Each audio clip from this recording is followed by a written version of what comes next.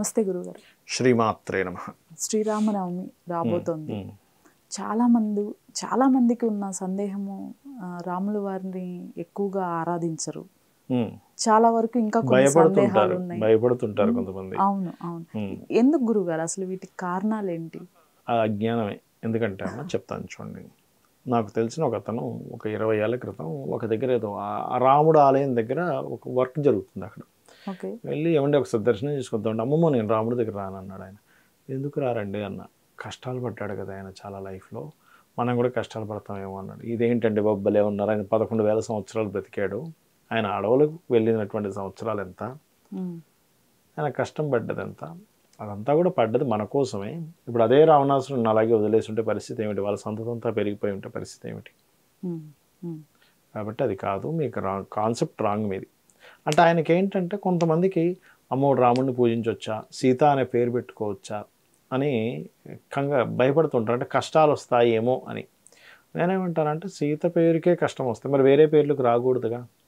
మరి వేరే పేర్లు పెట్టుకున్న వాళ్ళందరికీ కష్టాలు వస్తున్నాయిగా, రావట్లేదా చెప్పండి? లాజిక్కే కనుక పేరులోనే కష్టం ఉంటే మరి ఒక పేరు పెట్టుకుంటే ఇంక అసలు కష్టమే రాదన్నప్పుడు ఒక పేరు పెట్టుకుంటాం అందరం చీమబుర్రలాగా, అందరికి ఒకటే పేరు. అలా కాదండి, అది తప్పది అని.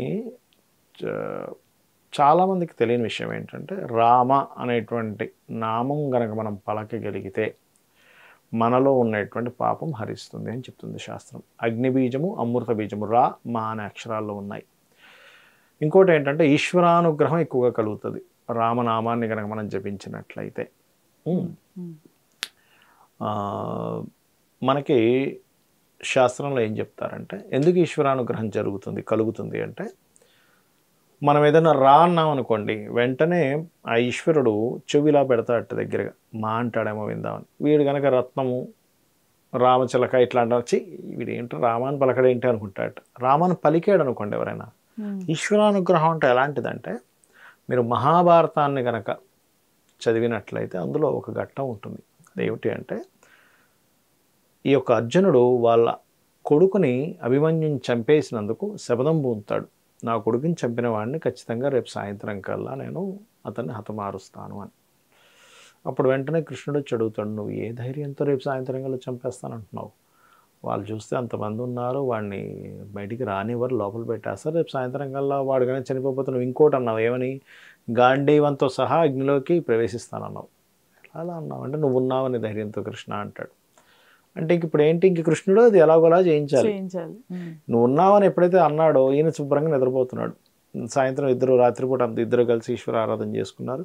అర్జునుడు చక్కగా నిద్రపోతున్నాడు. ఈ యొక్క కృష్ణ పరమాత్మ ఆలోచిస్తూ ఉన్నాడు, ఎలాగ రేపేమిటి పరిస్థితి అని.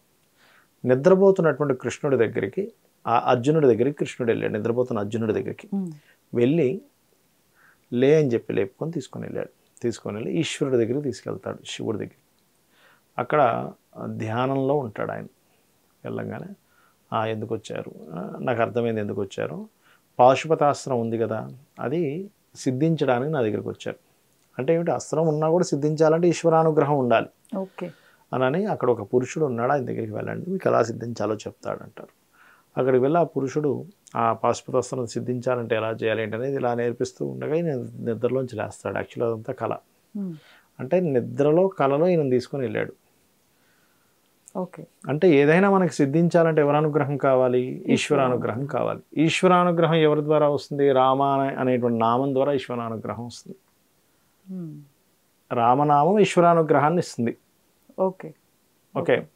ఎందుకు ఆంజనేయ స్వామి కూడా రామ రామ రామ అంటూ ఉంటారంటే, సాక్షాత్ పరమశివుడు, శివుడే రామావతారంలో వచ్చాడు ఇక్కడికి. అది రామావతారంలో అంటున్నాం, మన ఆంజనేయ స్వామి అవతారంలో వచ్చాడు ఇక్కడికి. రాముడి దగ్గరికి వచ్చాడు ఆంజనేయ స్వామి అవతారంలో. ఎందుకు అంటే వీళ్ళిద్దరూ ఒక సమయంలో ఒక పోటీ పెట్టుకొని నీకు దాసుని అవుతాను అని చెప్పడం జరిగింది. మనం గతంలో కూడా ఏదో ఎపిసోడ్లో చెప్పడం జరిగింది. అంటే ఇక్కడ ఏంటి అర్థం ఏమిటి, రామ అనేటువంటి నామము గనక పఠించినట్లయితే ఇక్కడ రెండు విషయాలు. ఒకటి, ఈశ్వరానుగ్రహం జరుగుతుంది. ఎవరైతే మా చిన్నప్పుడు మా నాన్నమ్మ గారు రాముడికి సంబంధించిన పూజ చేసేది ప్రతి ఆదివారం కూడా, ఆదివారం చేస్తారు. పాతకాలం వాళ్ళు చేసేవారు, ఇప్పుడు తగ్గిపోయింది. కానీ రామదేవుడు కథ, రాముడు పూజ అని చేసేది. చేసి చక్కగా అప్పుడు చిన్నప్పుడు కదమ్మా మేము, అప్పుడు ఏంటంటే రాముడు పూజ కంటే కూడా రాముడి దగ్గర పెట్టే ప్రసాదం మీద ఇంట్రెస్ట్ ఎక్కువ ఉంటుంది ఆ చిన్నప్పుడు. పానకం వడపప్పు పానకం వడపప్పు రవ్వతో చేసే లడ్డూలు ఇవన్నీ చేసేది మా నానమ్మ. అంటే ఏమిటి పిల్లలకి దాని మీద అట్రాక్షన్ అలా వెళ్ళి వెళ్ళి రాముడు ఏమిటి, ఈ కథ ఏమిటి, ఈ ధర్మంగా ఎలా ఉండాలి, ఇవన్నీ మనకు అర్థమవుతాయని పిల్లలకి అవన్నీ. అయితే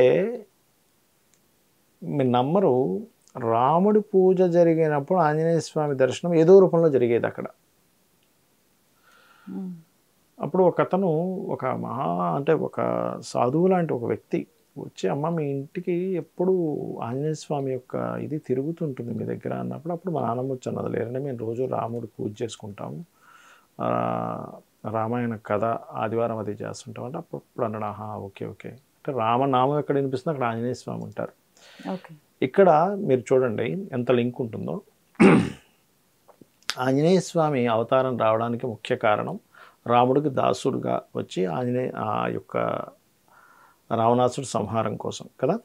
ఈ రాముడు ఎప్పుడైతే ఎక్కడైతే మనం స్మరిస్తుంటామో రామనామాన్ని, అక్కడ ఆంజనేయ స్వామి ఎక్కడైతే ఉంటాడో, ఈ కలియుగంలో కలి ప్రభావం వల్ల ఈ భూత ప్రేత పిశాచ సంబంధించినటువంటి ఇది ఎక్కువగా ఉంటుంది సర్వసాధారణంగా. నెగటివ్ ఎనర్జీ అనుకోండి, దాన్ని ఇంగ్లీష్లో మనం చూసుకుంటే షార్ట్కట్లో నెగటివ్ ఎనర్జీ అనుకుంటాం. నెగటివ్ ఎనర్జీ తక్కువగా ఉంటుంది రామనామం ఎక్కడైతే జరుగుతూ ఉంటుంది. ఓకే. రాముడు అంటే సాక్షాత్ శ్రీరామచంద్రమూర్తి. శ్రీరామచంద్రమూర్తిని మనం ఏ అవతారం? శ్రీరామచంద్రమూర్తి విష్ణు అవతారం. రాముడు అంటే సాక్షాత్ విష్ణు అవతారం.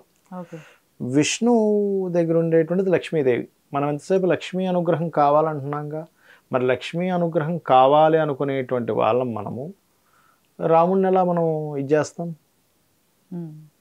అంతే కదా. ఇప్పుడు విష్ణువుని ఆశ్రయించే లక్ష్మీదేవి ఉంటుంది, మరి లక్ష్మీదేవి ఇంకో రూపమే సీతాదేవి.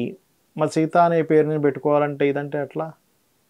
అంటే నువ్వు లక్ష్మీదేవిని తిరస్కరించినట్టే కదా, లక్ష్మీదేవిని చూసి భయపడినట్టే కదా. అంతే కదా. అయితే ఈ శ్రీరామనవమి ఎవరైతే చేసుకుంటారో అక్కడ ఆంజనేయ స్వామి యొక్క అనుగ్రహం, శివానుగ్రహం ఎక్కువగా ఉంటుంది. ముఖ్యంగా శ్రీరామనవమి రోజు మనం రామదేవుడి యొక్క పూజ, రామాయణాన్ని షార్ట్కట్లో చెప్పుకుని ఉంటారు. దశరథ మహారాజు 4 పిల్లలు, వాళ్ళు పెరిగి పెద్ద అయ్యారు, విశ్వామిత్రుడు వచ్చి పట్టుకెళ్ళాడు, దాని తర్వాత వివాహం జరిగింది, అడవులకు వెళ్ళారు, అక్కడ సీతాదేవిని అపహరించడం జరిగింది, ఆ వానర సేనతో వెళ్ళి సంహరించుకొని మరలా పట్టాభిషేకం జరిగిందని షార్ట్గా చెప్పుకుంటారు చిన్నగా. అలా చెప్పుకున్నట్లయితే రోజు కూడా ఎవరైనా ఉదయాన్నే నిద్రలేచి ఈ యొక్క కథను చెప్పుకున్న, రాముడు చెప్పుకున్న కష్టాలు తీరుతాయని చెప్తూ ఉంటారు. మనకు రామాయణంలో కూడా ఉంటుంది. 2 సార్లు 2 వృత్తాంతాల్లో ఏమవుతుందంటే, వాళ్ళకి ఇంకే దిక్కు తోచదు, సీతాదేవిని వెతికేటువంటి సమయంలో ఏ దిక్కు తోచట్లేదు అనగానే మళ్ళీ కథ మొత్తం చెప్పుకోగానే మళ్ళీ ఏదో ఒక వాళ్ళకి వే దొరుకుతుంది. కాబట్టి ఏంటంటే ఎవరైనా కానీ ఇది ఖచ్చితంగా జరుగుతుందమ్మా, ఇందులో ఎటువంటి సందేహం లేదు. వాళ్ళకి ఏ దిక్కు తోచట్లేదు, రాముడి కథను ఒక్కసారి ఆయన జన్మించినప్పటి నుంచి పట్టాభిషేకం అయినటువంటి షార్ట్కట్లు ఇలా మైండ్లో కనుక ఫ్రేమ్ చేసుకున్నారా, వెంటనే వాళ్ళకి ప్రాబ్లం క్లియర్ అవుతుంది. ఇంకా అందులో ఎటువంటి సందేహం లేదు. ఏదో పెద్ద పూజలు పునస్కారాలు కాక్కర్లేదు, జస్ట్ రామనామము, రాముడి యొక్క కథ చాలా మీ లైఫ్ని మార్చేస్తుంది. అంత గొప్పది. ఎందుకంటే రాముడిని ఆశ్రయించుకొని ఈశ్వరానుగ్రహం ఉంది, ఆంజనేయ స్వామి యొక్క అనుగ్రహం ఉంది రామనామానికి. అందుకని ధన్యవాదాలు. శ్రీమాత్రే నమః.